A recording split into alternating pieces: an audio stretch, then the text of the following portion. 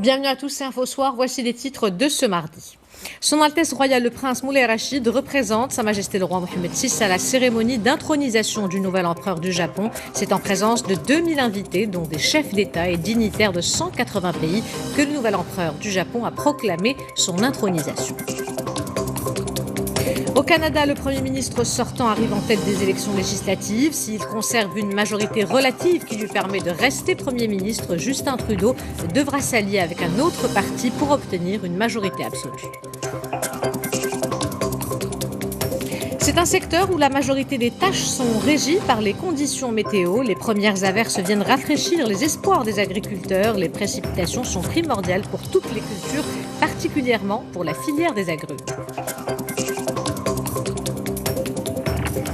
Nous terminerons cette édition avec un ouvrage qui énumère la diversité de la culture culinaire reconstituée à partir de portraits, de rencontres avec ceux qui font la cuisine populaire d'aujourd'hui. 3 femmes ont décidé de rendre hommage à ce patrimoine immatériel à travers un livre baptisé Street Food au Maroc. Madame, Monsieur, bonsoir. C'est en présence de 2000 invités, dont des chefs d'État et dignitaires de 180 pays, que le nouvel empereur du Japon a proclamé son intronisation, une cérémonie solennelle à laquelle a pris part Son Altesse Royale le Prince Moulay Rachid, qui représente Sa Majesté le Roi Mohammed VI. Le nouveau souverain, Naruhito, âgé de 59 ans, devient le 126e empereur du Japon. Il prend la place de son père Akihito, 85 ans, qui avait abdiqué le 1er mai dernier pour des raisons de santé. Mamadou Diaye pour les détails. La cérémonie se déroule comme sur du papier à musique. Le 126e empereur du Japon proclame ainsi officiellement son intronisation. Selon la constitution de 1947, l'empereur représente de facto le chef de l'État et l'unité du peuple japonais. Il symbolise également l'autorité morale du pays et le gardien des traditions. Malgré la pluie qui s'est invitée à la fête, certains ont tenu à effectuer le déplacement pour célébrer le nouveau souverain. Je pense qu'il y a des coutumes que l'empereur ne peut changer et qui peuvent être laissées telles quelles. Mais à part ça, j'espère qu'ils pourront faire des changements dans tous les domaines qu'ils souhaitent. J'espère que l'empereur servira de symbole du Japon et sera confiant. L'intronisation du nouvel empereur s'est déroulée en présence de chefs d'État et de chefs de gouvernement et représentants de 180 pays, parmi lesquels le Maroc.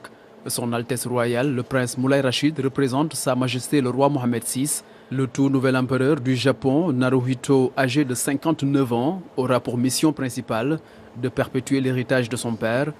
L'intronisation est aussi un moment d'amnistie au profit de plus de 500 000 détenus jugés coupables d'infractions mineures. Son Altesse Royale le Prince Moulay Rachid, qui a pris part au palais impérial à Tokyo, un dîner offert par le nouvel empereur du Japon, Naruhito, à l'occasion de son accession au trône. Comme on le voit sur ces images, Son Altesse Royale le Prince Moulay Rachid a été salué par leur majesté, l'empereur Naruhito et l'impératrice Masako.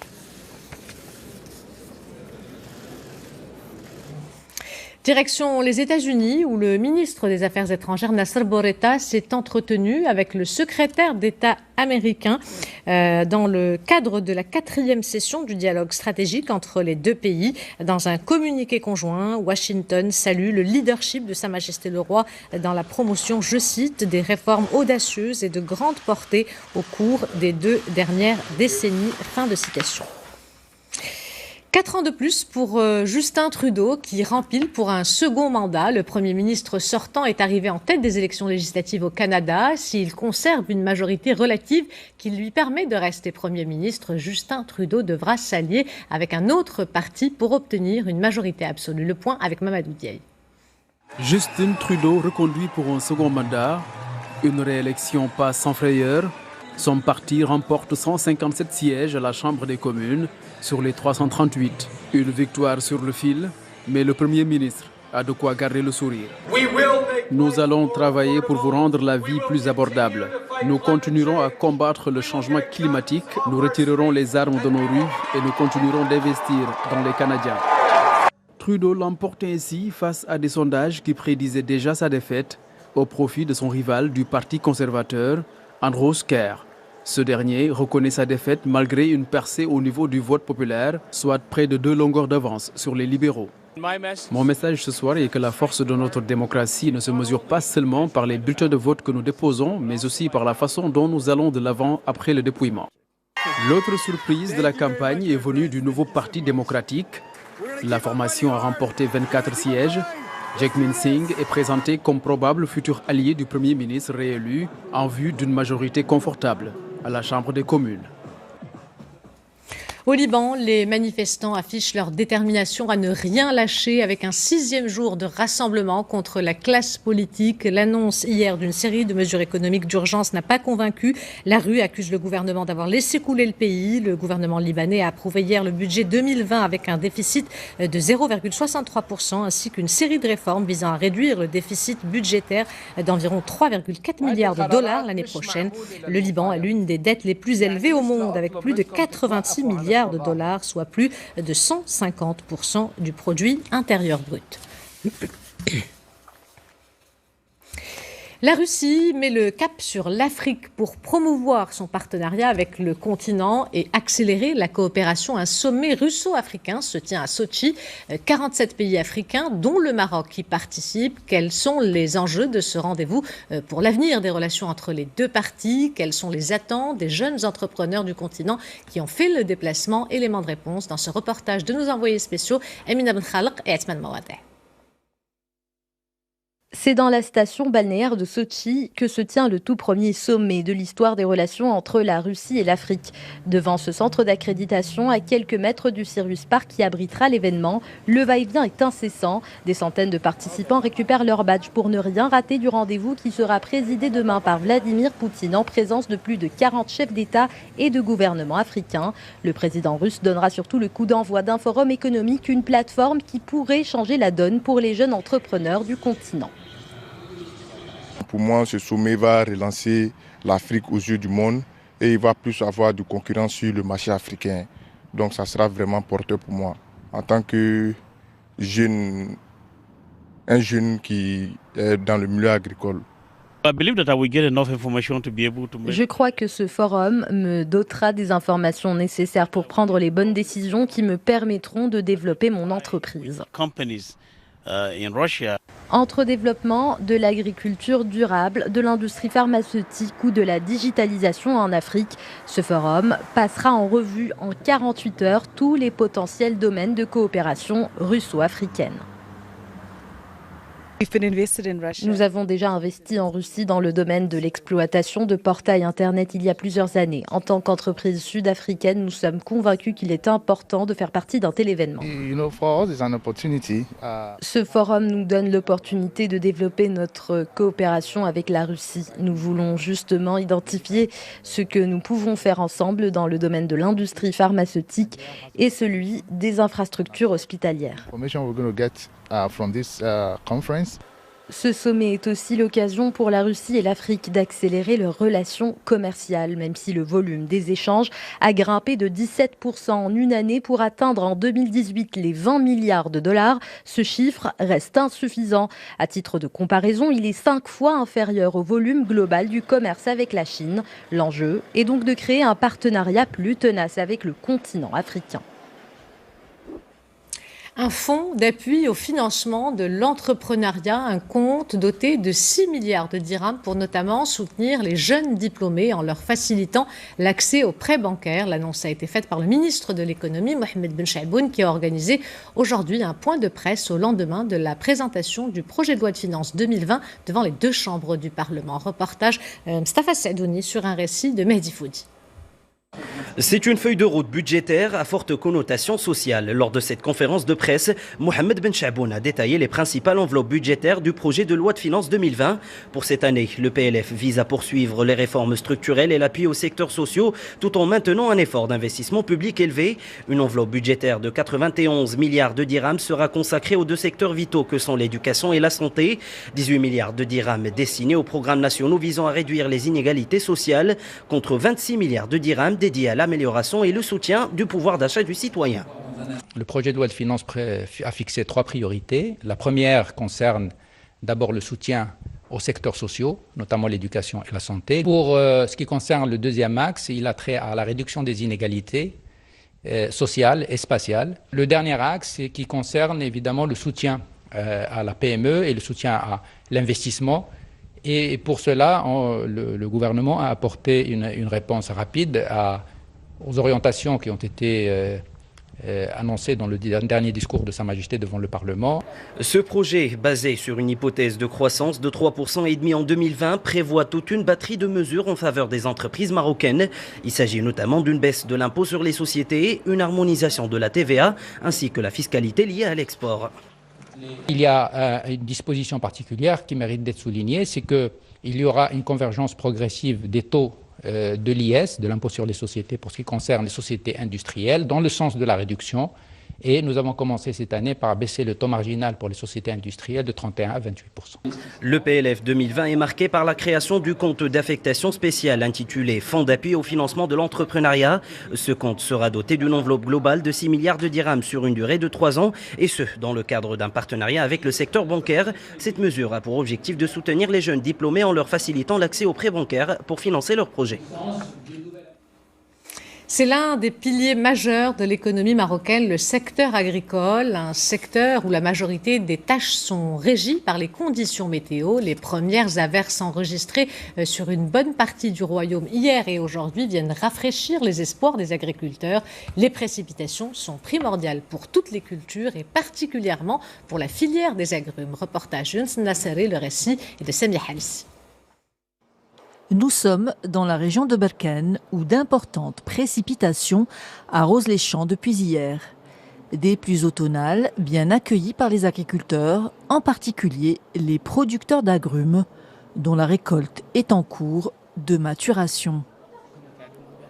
Comme vous le savez, la pluie joue un rôle primordial dans la culture des agrumes. Nous nous apprêtons à exporter et pour cela, il faut absolument que les clémentines soient arrosées. Ici, la saison agricole semble donc plutôt prometteuse. La région de Berkane est célèbre pour ses oranges et ses clémentines, mais on y trouve aussi des vignes, des amandes et des oliviers. La filière céréalière réalise aussi d'assez bons résultats. On s'apprête à semer cette année 320 000 hectares qui devraient produire plus de 2 millions de quintaux.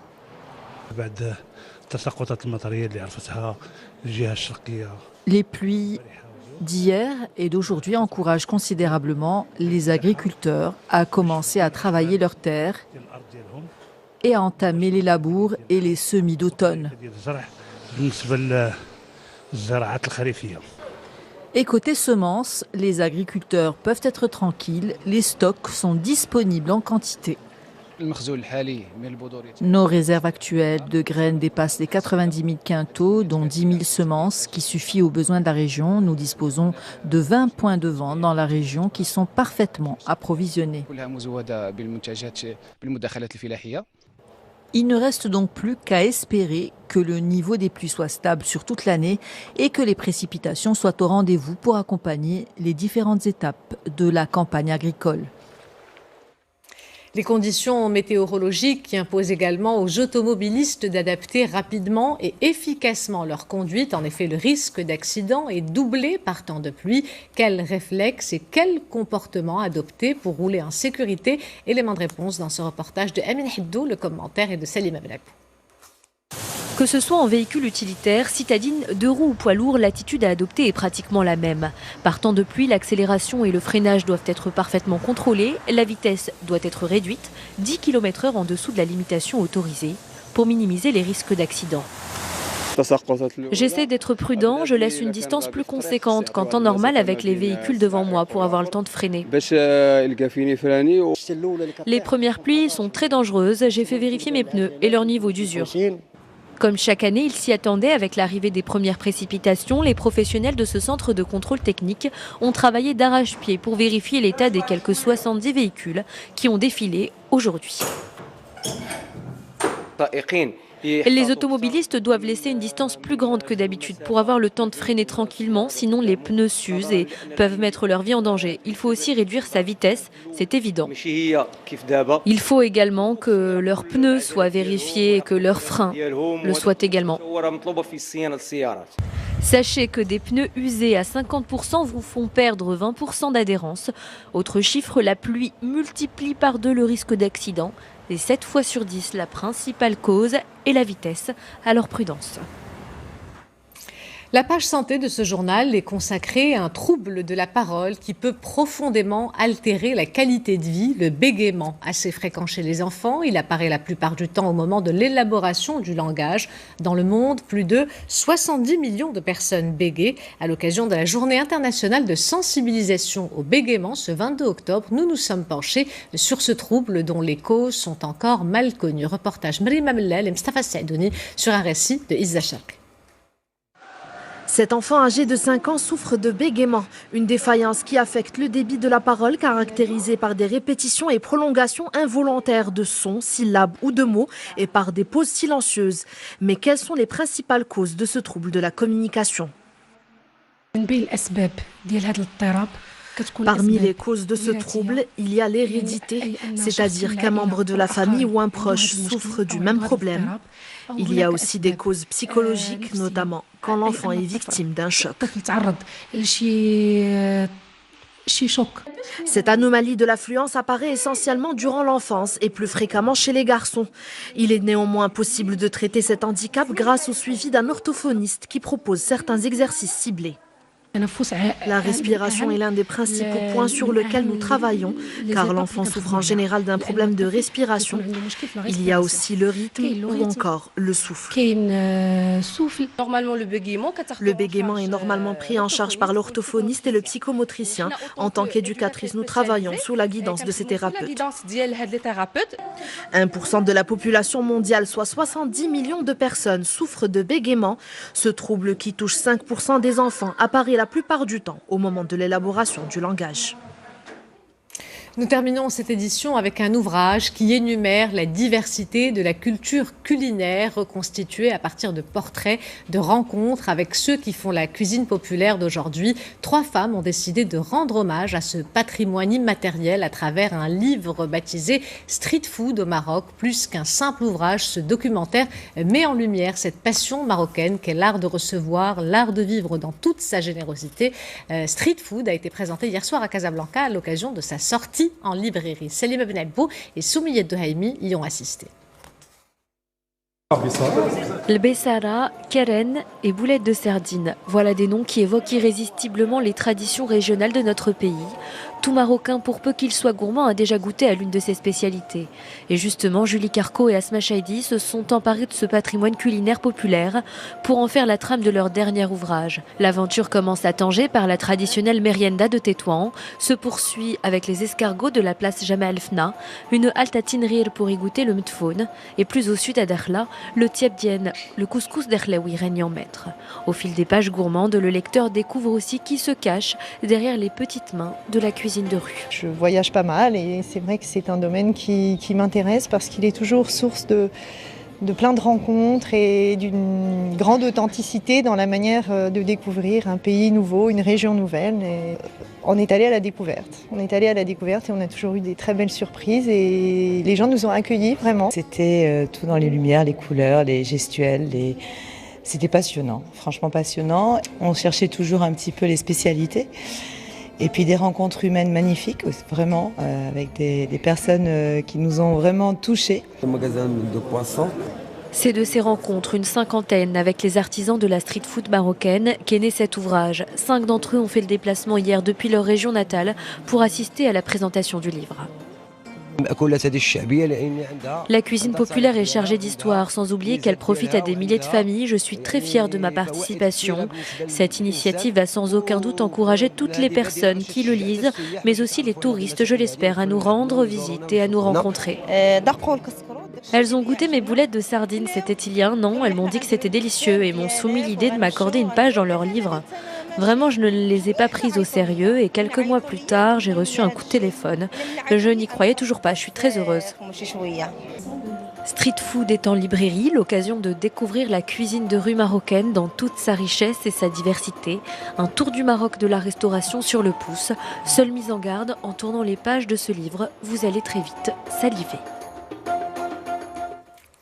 Avant de nous quitter, je vous rappelle l'une des principales informations de ce journal. C'est en présence de 2000 invités, dont des chefs d'État et dignitaires de 180 pays, que le nouvel empereur du Japon a proclamé son intronisation. Une cérémonie solennelle à laquelle a pris part son Altesse royale le prince Moulay Rachid, qui représente Sa Majesté le roi Mohammed VI. Le nouveau souverain Naruhito, âgé de 59 ans, devient le 126e empereur du Japon. Il prend la place de son père Akihito, 85 ans, qui avait abdiqué le 1er mai dernier pour des raisons de santé.